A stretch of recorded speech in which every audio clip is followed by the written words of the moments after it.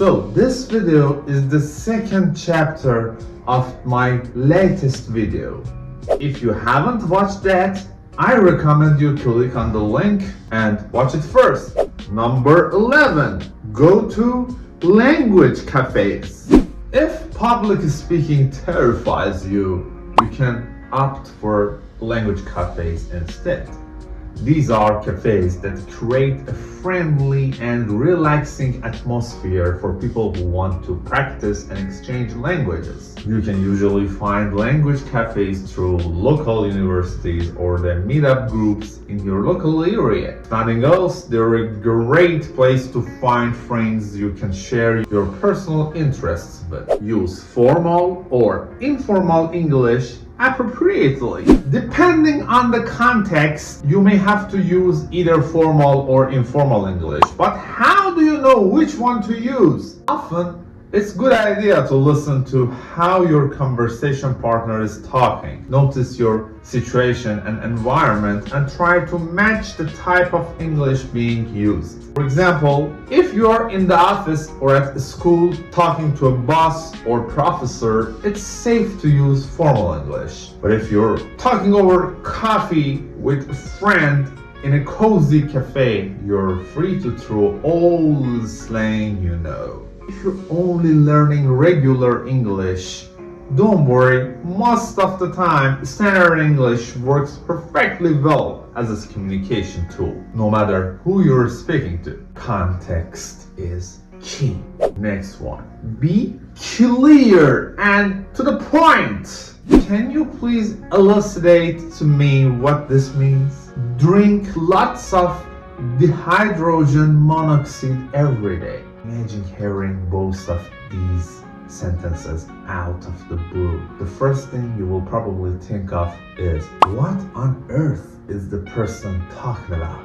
What do elucidate and dihydrogen monoxide mean? Even if you know what those words mean, you will probably still think that they could have just said, can you please explain to me what this means? Or drink lots of water every day. You may be tempted to throw around impressive sounding words in everyday conversations.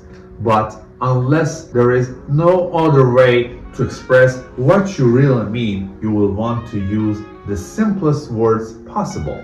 Not only will you be better understood, but you're also less likely to come across acts like they are better than they really are. But how do you know which words are the simplest for English speakers? Again, that's where regularly listening to authentic conversations comes in. The more you listen to regular conversations by native speakers, the more you will pick up patterns regarding the words they use to make themselves understood. Ask questions. Communication works both ways. To make sure your listener is engaged and understands you, ask questions. The questions can be about anything you want to know more of. If it's your first time meeting someone, what's your name? Is always a good question starter. You can also use other ways to introduce yourself in English. Ask questions whenever the other person stops and there's something you want to know more about. For example, if you see your friend with a good-looking car, you can say something like, wow, that's a nice car. What make and model is it? The compliment plus question formula works like a charm. Whenever you don't understand what the other person says, just say it back to the speaker in your own words. This will give them a chance to correct whatever you didn't understand or confirm that you heard right. You can use these phrases before the information to make sure I got it right.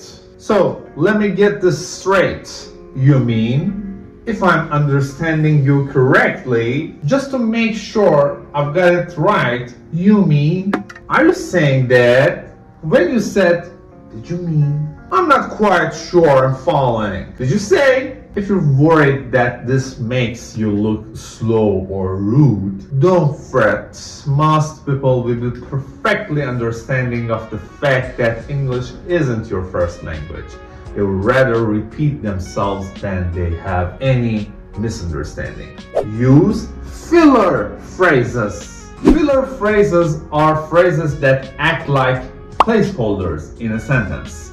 They fill in silences so that your speech isn't interrupted and give you a little time to think of what to say. Some examples of filler phrases are you know, actually, to be honest, I mean, well, so, anyway. You'll hear these words a lot when you're talking to native English speakers. For a better grasp of what they mean and how to use them, you will want to practice them regularly. But as with any good thing, don't overuse them. Too many filler phrases are just as bad as too many pauses. As a general rule of thumb, try not to use more than one filler phrase for every couple of sentences you speak. Don't be afraid to repeat yourself. Because you're still practicing English, you may not always be sure if people really understand what you mean. In that case, just ask. Most of the time, you can make sure someone understands what you said by asking them to repeat what you said. For example, the next time you give instructions, directions, or information in English, follow it up with one of these phrases. I want to make sure that you got that. Would you mind repeating it? I'm not sure if I said that right. Can you please repeat it? Can you please run that by me so I know you got it? I would like to be sure I'm expressing myself clearly. Can you please tell me what I've just said so I know we are on the same page? Watch your body language. There's an English saying that goes like this: actions speak louder than words. The way you sit, the way you hold your hands, and even where you look, all of these can add to or change the meaning of the words you say. The most important thing is to relax. Not all body language and gestures mean the same thing in different cultures. However, there are some things to keep in mind when you are speaking in English. Avoid certain hand gestures. Don't just the middle finger with the rest of the finger folded down. Is considered an offensive gesture. In the UK, making V sign with your index and middle finger is also considered rude. In the US, it's just a sign that means peace. You use your hands when you're speaking though. Your hands can show so many emotions, like me, I'm doing it. Slamming a fist into an open hand shows determination. Slamming an open palm or a fist into a table can show anger. Keeping your hands closed and folded on your chest makes you seem cold and uninterested. Fingers can speak too. For example, you can make an OK sign by keeping your last 3 fingers open and making an O with your index finger and thumb. Crossed legs can mean different things. If you cross your legs towards the person you are speaking to, this shows you are listening to them. If you cross your legs away, it can show you are not interested or are distracted. Take note of the situation and mood of the speaker when they make certain gestures. Watching others' body language in person can help you better understand what they mean. You can also do this exercise. Sit or stand in front of the mirror and speak. And you're having a conversation with your reflection. What are your hands doing? What does your posture say? Move around, try different things and see how they change the meaning of the words you're speaking. Improve your speaking by writing. This may seem like a strange tip in a post on how to improve your English speaking skills. After all, what does writing have to do with speaking? Plenty, in fact. When you know the most natural way to express something in English on paper, that can also translate to how you express yourself in spoken conversations. Practice writing in English. Take time to collect your thoughts. Try writing a blog in English to hone your writing skills. Choose a platform. WordPress is a good option for blogging. You can set up an account. Other content management systems like Wix, Ghost, and Squarespace are also useful.